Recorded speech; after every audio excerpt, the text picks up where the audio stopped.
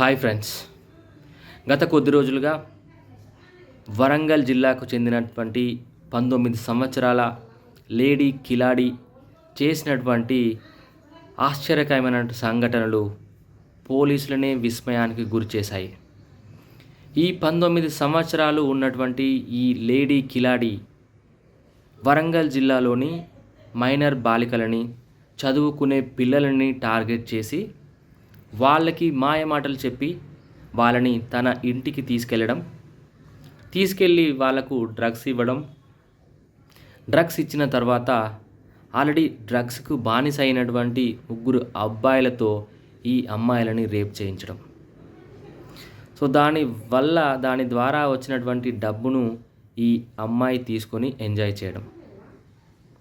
ఇది దాదాపుగా 7 సంవత్సరంన్నర నుంచి ఈ అమ్మాయి ఇలాంటి పనులు చేస్తుంది అని చెప్పేసి పోలీసులు నిర్ధారించడం జరిగింది. వరంగల్ జిల్లాలో ఇప్పుడు ఉంటున్నటువంటి ఈ యొక్క లేడీ కిలాడి హన్మకొండ జిల్లాకు చెందినటువంటి దామెర మండలంలో ఉన్నటువంటి ఒక గ్రామానికి చెందినటువంటి అమ్మాయి. ఈమె జల్సాలకు అలవాటు పడి డ్రగ్స్కు బానిసై ఒక 3 అబ్బాయిలు ఇంకొక అమ్మాయితో కలిసి 5గురుగా ఒక గ్యాంగ్ ఏర్పడి వీళ్ళు టార్గెట్ చేసేది ఎవరినంటే స్కూల్ పిల్లల్ని, మైనర్ బాలికలని, మరియు ఆర్థికంగా కొంచెం ఫైనాన్షియల్గా ఎవరికైతే ఇబ్బందులు ఉంటాయో అలాంటి అమ్మాయిలను టార్గెట్ చేసి వాళ్ళకి మాయమాటలు చెప్పి వాళ్ళని ఇంటికి తీసుకెళ్ళి వాళ్ళకు డ్రగ్స్ ఇవ్వడము. ఇచ్చిన తర్వాత ఆల్రెడీ డ్రగ్స్కు అలవాటై ఉన్నటువంటి ఈ గ్యాంగులో 3 అబ్బాయిలు ఉన్నారు కదా, వాళ్ళతో రేప్ చేయించడం.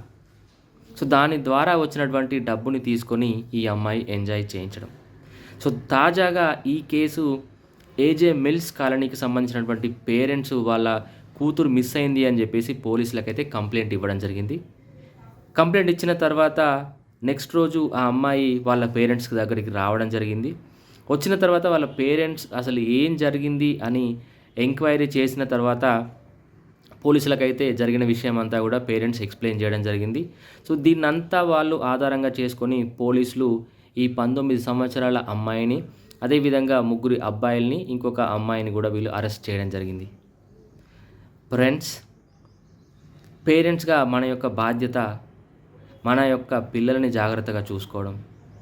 ముఖ్యంగా ఆడపిల్లలు ఉన్నటువంటి తల్లిదండ్రులు అయితే దయచేసి ఈ వీడియో ద్వారా మీకు నేను రిక్వెస్ట్ చేస్తున్నాను.